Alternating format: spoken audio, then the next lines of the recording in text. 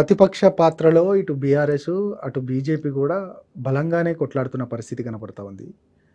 అంటే ఎవరి పాత్ర నిజంగా గణనీయంగా ఉంది? నిజంగా అంటే ఇటు బీజేపీదా? లేదంటే బీఆర్ఎస్‌దా అంటే ఏం జెప్తారు? అసలు పాత్ర కరెక్ట్ పోషిస్తున్నారా? నేనేమంటానంటే ఇవాళ కాంగ్రెస్, బీజేపీ కుమ్మక్కయి హ్మ్. బీఆర్ఎస్‌ని క్లోజ్ చేసే ప్రోగ్రాంలు ఉన్నాయి. హుహు. మనకు కనపడుతున్న ఇప్పుడు గ్రూప్ 1 పిల్లల జియో 29 వ్యతిరేకమైన పోరాటంలో హ్మ్. హ్మ్. బండి సంజయ్ అంత నాటకమే తప్ప హ్మ్. ఎక్కడ కూడా రియల్ ఫైటింగ్ ఎక్కడ లేడు. Is not a real fighter. Okay. So real fighter అయితే నువ్వు గ్రూప్ 1 29 జియో రద్దు చేపియగలరా? ఓకే. అరే నీది కేంద్ర ప్రభుత్వం పై నువ్వు కేంద్ర మంత్రివి నువ్వు. హ్మ్. హ్మ్. ఆ? హ్మ్. నువ్వు జియో 29 ఎందుకు రద్దు చేపియలేకపోతున్నావు? ఓకే.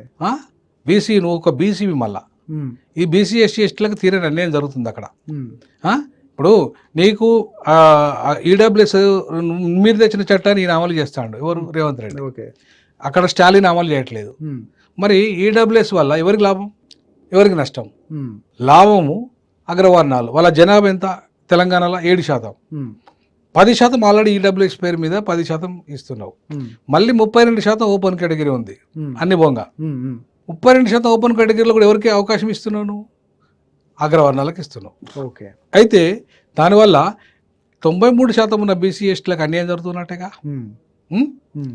మరి ఓపెన్ కేటగిరీలో ఈ 93% ఉన్న బీసీ ఎస్టీలకు ఎన్ని ఉద్యోగాలు ఇవ్వబోతున్నావు? ఓకే. ఆ? హ్మ్. ఒకవేళ నిజంగానే నీకు ఇచ్చే చిత్తశుద్ధి కనుక ఉంటే హ్మ్. నువ్వు ప్రిలిమ్స్ ఎంతమంది కేటగిరీ వైజ్గా పాస్ అయినరు? ఒకవేళ ఎస్సీలు 15% హ్మ్. క్వాలిఫైడ్ అనుకుందాం, 1:50. ఓకే. మరి ఓపెన్లో 32% ఓపెన్లో ఎంతమంది అయినరు? హ్మ్. చెప్తున్నారు గదా! ప్రభుత్వం ఏం చెప్తుందనంటే, ఈ గ్రూప్ 1కి సంబంధించిన దాంట్లో క్వాలిఫై అయిన దాంట్లో 100% బీసీలకు ఎక్కువ ప్రాధాన్యత అంటే బీసీలు ఎక్కువ మంది క్వాలిఫై అయ్యారు చూడండి అని చెప్తా ఉన్నారు. నేనేమంటానంటే ఆ! నేను ఆర్టీఐలో ఆ! అడిగినండి ఆ! మహేందర్ రెడ్డి గారిని. ఓకే. ప్రిలిమ్స్లో ఇప్పుడు ప్రిలిమ్స్లో పాస్ అయిన మెయిన్స్ కదా పోయేది, అవును. అవునా కదా? అవును. సో ప్రిలిమ్స్లో కేటగిరీ వైజ్గా ఎంతమంది పాస్ అయినారు లెక్కిమని చెప్పిన. ఎందుకు వేయలేదైనా? హ్మ్. దాంట్లో లోకల్ ఎంత, నాన్ లోకల్ ఎంత అడిగిన. ఓకే. ఎందుకు వేయలేదు హ్మ్. అంటే అర్థమైంది. ఇప్పుడు ప్రిలిమ్స్లో నీకు రూల్ ఆఫ్ రిజర్వేషన్ అమలు చేయలేదు, నువ్వు ఓకే. ఖాళీ హ్మ్. పాస్ అయినావు. అంటే హ్మ్. ఎస్సీలు గంపగుత్తగా 15% వాళ్ళకి ఇచ్చినావు, హ్మ్. హ్మ్. అవునా? ఓకే. వాళ్ళ రిజర్వేషన్ ప్రకారంగా వాళ్ళు గంపగుత్తగా 1:50 రేషియోలో ఇంతమంది ఓకే. అవుతారు. ఎస్టీ వాళ్ళ రిజర్వేషన్ ప్రకారం ఇంతమంది అవుతారు, బీసీ వాళ్ళ రిజర్వేషన్ ప్రకారం ఇంతమంది అవుతారు. హ్మ్. ఆ లెక్క నేను రిటర్న్ ఇవ్వమని చెప్పిన. హ్మ్. ఎందుకు ఇవ్వలేదు? ఓకే. ఇప్పుడు ఆర్టీఐ చట్టం ఎందుకున్నది? హ్మ్. ఆ? ఇప్పుడు మరి అట్లా నువ్వు ఇవ్వను అంటే ఇవ్వకుండా లోకల్కు 95% లోకలు, 5% non local. Okay. Non local వాళ్ళు ఎంతమంది అప్లై చేసిండ్రు నీ దగ్గర లెక్క ఉంటుంది కదా? అవును. ఎంతమంది క్వాలిఫై అయినరు నీ దగ్గర లెక్క ఉంటుంది కదా? మరి ఆ లెక్క నాకు ఎందుకు ఇవ్వలే? హ్మ్. నేను అడిగిన, రిటర్న్గా అడిగిన. అంటే అర్థం ఏంటంటే ఇవాళ రేవంత్ రెడ్డి గారి ప్రభుత్వం బీజేపీతో కుమ్మక్కాయి, చంద్రబాబుతో కుమ్మక్కాయి, నాన్ లోకల్ వాళ్ళకి, హ్మ్. అగ్రవర్ణాలకి హ్మ్. ఇవాళ అది అమ్ముకునే ప్రయత్నంలో భాగంగా, ఇవాళ ఇక్కడున్న లోకల్ వాళ్ళకి అన్యాయం చేసే ప్రయత్నంలో భాగంగా, ముఖ్యంగా వర్గీకరణ ఆర్డినెన్స్ తెస్తానని చెప్పి హ్మ్. తేకుండా మాదిగలను అక్కడ మోసం చేయడం. ఓకే. ఇప్పుడు వర్గీకరణ సుప్రీంకోర్టు తీర్పిచ్చింది, నువ్వు ఆర్డినెన్స్ తెస్తానని అసెంబ్లీలో చెప్పింది నువ్వే, ఓకే. అవునా? హ్మ్. తర్వాత నువ్వు జనాభా లెక్కలు 2024 జనాభా లెక్కల ప్రకారం కాదు కదా తీసుకునేది, నువ్వు హ్మ్. 2011 జనాభా ప్రకారంగా వర్గీకరణ చేస్తా అన్నావు కదా? అవును. మరి 11 జనాభా రెడీగా ఉన్నది కదా నీ దగ్గర? హ్మ్. హ్మ్. నీ దగ్గర లెక్కలు రెడీగా ఉన్నాయి కదా? దాంట్లో ఎవరు డబ్బునోళ్ళు రెడీగా నీ దగ్గర లెక్కలు ఉన్నాయి కదా? అవును. ఎవరు ఉద్యోగస్తుల లెక్కలు ఉన్నాయి కదా నీ దగ్గర? మా ఆర్డినెన్స్ చేయడానికి నీకు అడ్డమైంది. నువ్వెందుకు కమిటీ వేసినావు? హ్మ్. కాలయాపన కోసం. నువ్వెందుకు కమిషన్ వేసినావు? కాలయాపన కోసం. అంటే ఎవరిని మోసం చేద్దామని 30 ఏళ్ళుగా కొట్లాడుతున్న మాదిగలకి ఆర్డినెన్స్ తెస్తానది నువ్వే. ఎవరు ఆర్డినెన్స్ తెమ్మని ఎవరు డిమాండ్ చేయలేదు, నువ్వే తెస్తానన్నావు. ఓకే. మరి నువ్వే ఎందుకు ఎందుకు ఎందుకు వెనక పోయినావు? దాంట్లో లీగల్ సమస్యలు వచ్చేది ఏమున్నది? ఆర్డినెన్స్ తెస్తే గ్రూప్ వన్లో అమలు చేసినా కూడా ఏం లీగల్ సమస్య రాదు. హ్మ్. ఎందుకు రాదంటున్నాను అంటే ఒక లా ప్రొఫెసర్ అని నేను చెప్తున్నాను. ఎందుకంటే సుప్రీంకోర్టు జడ్జిమెంట్ ఇచ్చింది. సరే ఎందుకు వెనక్కిపోతున్నట్టు అంటే ఏం చెప్తారు అసలు నిజంగానే ఈ అంశం ఇప్పుడు పైన? మందకృష్ణ మాదిగ గారు ఆరోపిస్తున్నట్టుగా హ్మ్. మల్లికార్జున ఖర్గే గారు అడ్డం కావచ్చు, కొప్పుల హ్మ్. రాజు గారు అడ్డం కావచ్చు, హ్మ్. చివరికి బట్టి విక్రమార్క అడ్డం కావచ్చు, హ్మ్. ఇంకెవరైనా అడ్డం కావచ్చు. హ్మ్. ఏమంటానంటే ఈవెన్ వీళ్ళైతే మాలా సామాజిక వర్గం వాళ్ళు హ్మ్. ఎదిగి ఉన్నారు కాబట్టి, సో హ్మ్. ఎదిగిన వాళ్ళు అడ్డం కావచ్చు అనేది హ్మ్. ఆయన చేస్తున్న ఆరోపణ. హ్మ్. నేనేమంటానంటే దాన్ని బలపరిచే విధంగా నువ్వు కమిటీలు వేసినావు. ఓకే.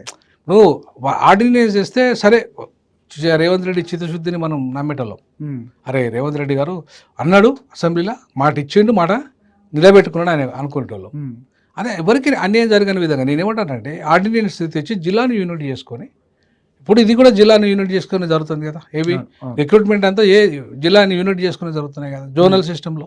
ఉమ్, మల్టీ మల్టీ జోన్స్ ఉన్నాయి. ఉమ్, సేమ్ అదే పద్ధతిలో నువ్వు రిక్రూట్ చేయొచ్చు ఆర్డినెన్స్ తెచ్చి కూడా, ఓకే. అది దాంట్లోనే పెట్టచ్చు. ఉమ్, ఏ జిల్లాలో ఫర్ ఎగ్జాంపుల్ మహబూబ్ నగర్లో మాదిగలు ఎక్కువ ఉన్నారు, ఓకే.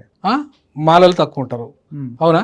ఆదిలాబాద్కి వస్తే మాలలు ఎక్కువ ఉంటారు, ఉమ్, ఎందుకంటే అక్కడ మహార్లు కూడా జత కడతారు, మహారాష్ట్ర దగ్గర ఉంది కాబట్టి. ఓకే. అక్కడ ఎవరి జనాభా ఎంత, ఉమ్, మాలలో వాళ్ళ జిల్లా యూనిట్ చేసుకొని వాళ్ళ జనాభా ప్రకారంగా ఉపకులాలు ఎంతమంది, మాలలు ఎంతమంది, మాదిగలు ఎంతమంది, రైట్. వాళ్ళకు బేస్ చేసుకొని నువ్వు ఆర్డినెన్స్ తెస్తే నీకు లీగల్కి సమస్య ఎక్కడ వస్తుంది? ఉమ్, నీ దగ్గర 2011 లెక్కలు already census commission of India లెక్కలు, ఇది సెన్సస్ కమిషన్ ఆఫ్ ఇండియా చేసిన లెక్కలండి అవి. ఉమ్, దానికి ప్రామాణికత ఉన్నది. ఉమ్, ఇప్పుడు నువ్వు చేసే బీసీ కులగణనకు అది ప్రామాణికత లేదు, అది సెన్సస్ ఆఫ్ ఇండియా ఆమోదం తెలపలే, ఓకే.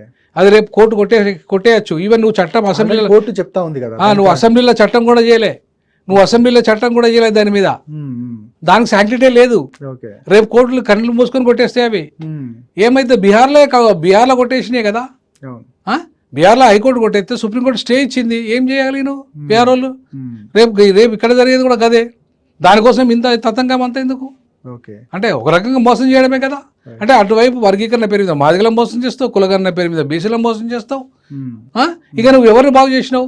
నిరుద్యోగులను G.O. 29 పేరు మీద మోసం చేసినావు, రైతులను ఇలా రైతు భరోసా పేరు మీద 50% 18 లక్షల మందికే ఇచ్చినావు, 4,000 పెన్షన్ పెంచలేదు, 2,000 ఇంకా 2,000 ఇస్తున్నావు వృద్ధులకు, అలాగే మహిళలకు 2,500 ఇవ్వలేదు. నీకు మళ్ళీ రైతులకు ఏదో పంటకు 500 చొప్పున ఏదో అదనపు ఇస్తానన్నావు, అది ఇవ్వలేదు. బోనస్ ఇస్తానన్నావు, అది ఇవ్వలేదు. అసలు నువ్వు ఒక్క ఉచిత బస్సులలో తిరుగుడు తప్ప, ఉమ్, ఆ మహిళలు తిరుగుడు తప్ప ఇంకో ఏదైనా ఉందా? ఏదైనా అమలైందా? మరి ఇది మరి